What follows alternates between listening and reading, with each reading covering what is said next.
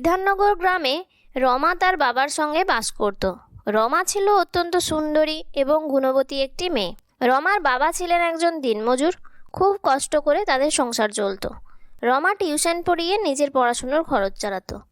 এরকমই একদিন টিউশন পড়াতে যাওয়ার পথে রমার সঙ্গে সুশান্ত নামক একটি ছেলের দেখা হয়। সুশান্ত ছিল একজন সরকারি কর্মচারী। বিধাননগর গ্রামে সে কিছু কাজের জন্য এসেছিল। যেহেতু রমা ছিল খুব সুন্দরী একটি মেয়ে, তাই রমাকে প্রথম দেখাতেই সুশান্তের খুব পছন্দ হয়ে গেছিল। সুশান্ত রমার খোঁজখবর নিয়ে একদিন রমার বাড়িতে রমার বাবার সঙ্গে দেখা করতে গেল।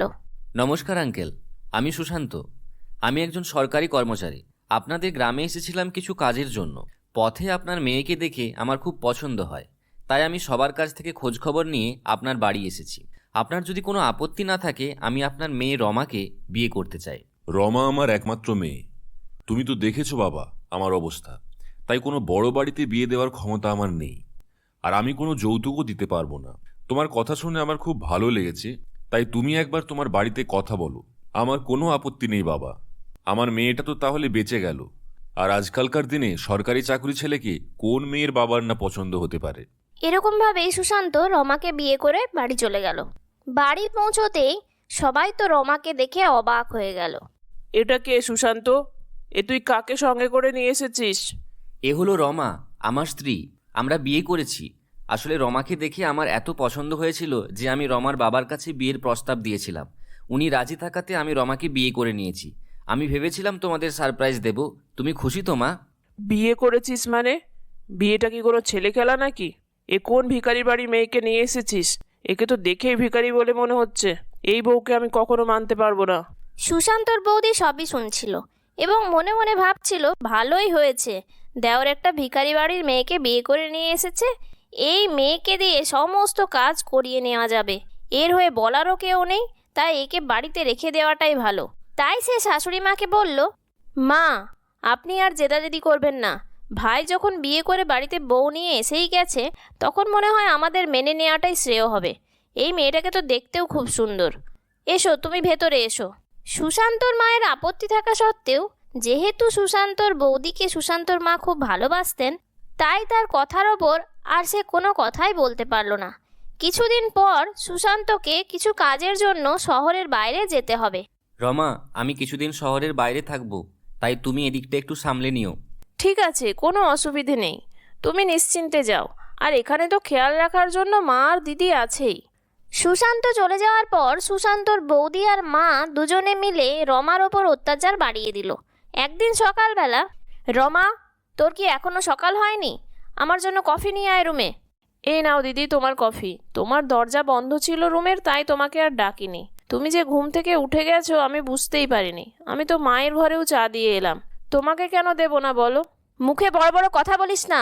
গরিব আছিস, গরিবের মতো থাক। ওই তো একটা গরিব বাড়ির থেকে এসেছিস তুই। তুই বুঝবি কি করে সকালবেলা উঠে কি খেতে হয়? এই যে ছোট বউ, তুমি তো আর কোনো বড়লোক বাড়ির মেয়ে নও যে তোমাকে সমস্ত কাজ বলে দিতে হবে। দুপুরের রান্নাটা এবার শুরু করো, আর তার আগে সকালের ব্রেকফাস্ট বানিয়ে দাও।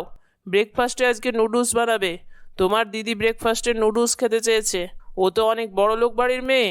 ও তোমাদের মতো মুড়ি চানাচুর খায় না। ওকে নুডলস বানিয়ে দিও। আর আমার বয়স হয়েছে, আমাকে রুটি তরকারি বানিয়ে দিও। এক্ষুনি যাচ্ছি মা। আপনাকে কি আর চা দেবো? না, এখন আমাকে চা দেওয়ার দরকার নেই। যা গরম পড়েছে, তুমি বরং একটু মিছরি ভেজাও। আমি মিছরির জল খাবো। কই, আমার নুডলস এখনো হয়নি। আমি তো আপনাকে সকালবেলায় বলেছিলাম যে আজকে আমার নুডলস খেতে ইচ্ছে করছে। আপনার ছোট বৌমা এটুকুও বানিয়ে দিতে পারলো না এতক্ষণে। আমার আজকে পার্লারে একটা অ্যাপয়েন্টমেন্ট আছে। আমাকে 11টার মধ্যে বেরিয়ে যেতে হবে। আমি কি ব্রেকফাস্ট না করে বেরিয়ে যাব? তুমি এখনো এখানে দাঁড়িয়ে আছো কেন?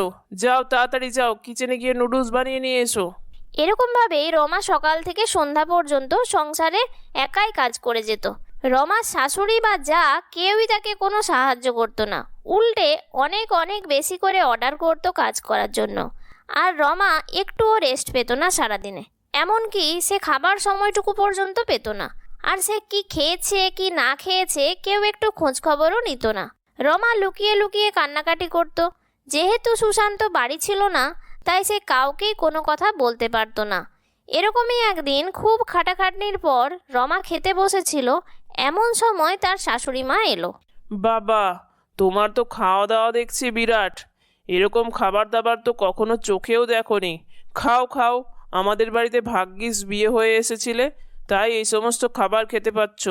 আর আমার ছেলেটাকে ওই রূপের জাদুতে ফাঁসিয়ে আমার ছেলেটার জীবনটা একদম নষ্ট করে দিলে তুমি। কত ভালো ভালো মেয়ের বাড়ি থেকে দেখাশুনো আসছিল আমার ছেলের, আর তুমি এসে সব পণ্ড করে দিলে। তোমাকে দেখলে আমার রাগে গা জ্বলে ওঠে। এরকমই অনেক উল্টোপাল্টা কথা শুনিয়ে রমার শাশুড়ি চলে গেল। রমা বসে বসে চোখের জল ফেলতে লাগলো। সময় মতো না খাওয়ার ফলে রমার শরীর দিন দিন দুর্বল হয়ে যাচ্ছিল। এরকমই একদিন রমার শরীর খারাপ হওয়ার জন্য রমা ঘুম থেকে উঠতেও অনেক দেরি করেছিল। তখন, মা দেখুন আপনার ছোট বৌমাকে, এখনও নাকে সর্ষের তেল দিয়ে ঘুমোচ্ছে। আমি বড় লোকের মেয়ে, আমি কি আপনার বাড়িতে কাজ করতে এসেছি? আমি কি নিজে কফি বানিয়ে খাবো? আপনার বৌমা তো মহারানীর মতো ঘুমাচ্ছে। দেখুন, আমি এক্ষুনি ওর রুম থেকে আসছি। আপনি বললে আমার বাবা দুটো কাজের লোক এক্ষুনি পাঠিয়ে দেবে, কিন্তু আমি একলা কোনো কিছু করতে পারবো না। ও মা, সে কি কথা বলছো বৌমা? তুমি কেন কোনো কিছু করে খেতে যাবে? তোমার বাবা মা কত কিছু দিয়েছে আমাদেরকে, TV, fridge, AC, washing machine, আরও কত কিছু। আর প্রতি সপ্তাহে কত গিফট পাঠান। তুমি এত বড় বাড়ির মেয়ে হওয়া সত্ত্বেও এই যে বাড়িতে আছো, এটাই আমাদের ভাগ্য। তুমি আবার কোনো কাজ করবে কেন? দাঁড়াও, আমি ওই মহারানীকে দেখাচ্ছি। এই বলে রমার শাশুড়ি খুব রেগে গিয়ে রমাকে ডাকতে গেল। এই যে বড়লোকের মেয়ে, এখনো তোমার ঘুম ভাঙলো না? তা চা কফি কে বানাবে? তোমার বাবা কটা চাকর বাকর পাঠিয়েছে যে তুমি এত বেলা পর্যন্ত ঘুমাচ্ছ? বিয়েতে তো একটা কিচ্ছু দেননি, উপরন্তু আমার এত ভালো ছেলে তার ঘাড় মুড়িয়ে খেয়েছো, আর এত বেলা অবধি ঘুমাচ্ছ? যাও এক্ষুনি গিয়ে আমাদের জন্য ব্রেকফাস্ট বানাও। আর হ্যাঁ, আমার জন্য চা আর তোমার দিদির জন্য কফি করে নিয়ে এসো এক্ষুনি। রমা নিরুপায় হয়ে কিচেনে গেল। সেখান থেকে চা কফি বানিয়ে নিয়ে শাশুড়িকে দিতে যাবে, এমন সময় রমা মাথা ঘুরিয়ে পড়ে গেল। রমার শাশুড়ি তার মধ্যেই তাকে কথা শোনাতে শুরু করলো। রমার জাউ তাকে নানান কথা শোনাতে শুরু করলো। এমন সময় সুশান্ত বাড়ি ফিরে এলো। সুশান্ত দেখে অবাক হয়ে গেল এবং বলল, মা, বৌদি, তোমরা এরকম ব্যবহার করো আমার স্ত্রীর সঙ্গে? আমি তো দেখে অবাক হয়ে যাচ্ছি, নিজের চোখকে বিশ্বাস করতে পারছি না। মেয়েটা এত অসুস্থ, গা জ্বরে পুড়ে যাচ্ছে, আর তার মধ্যে ওকে এত কথা শোনাচ্ছ? আমি তো ভাবতেও পারছি না। আমি ভেবেছিলাম আমি হঠাৎ করে গিয়ে তোমাদের সারপ্রাইজ দেব, আর আমি তো এখন নিজেই সারপ্রাইজড হয়ে গেলাম। আমি এক্ষুনি যাচ্ছি ওকে ডাক্তার দেখাতে। আর শোনো, আর একটা দিনও আমি এখানে আমার স্ত্রীকে রেখে যাব না। আমার শিলিগুড়িতে পোস্টিং হয়েছে, আমি ওখানেই নিয়ে চলে যাব আমার স্ত্রীকে। সুস্থ হয়ে যাওয়ার পর সুশান্ত রমাকে নিয়ে শিলিগুড়ি চলে গেল এবং তারা সেখানে সুখে শান্তিতে বসবাস করতে শুরু করলো। বন্ধুরা, আমাদের গল্পটি তোমাদের কেমন লাগলো? যদি ভালো লাগে তাহলে একটি লাইক দিও আর কমেন্ট করে জানিও। আর চ্যানেলটিকে সাবস্ক্রাইব করো এবং পাশে থাকা বেল আইকনটিকে প্রেস করো, যাতে করে আমাদের ভিডিও তোমাদের কাছে সর্বপ্রথম চলে আসে। ধন্যবাদ।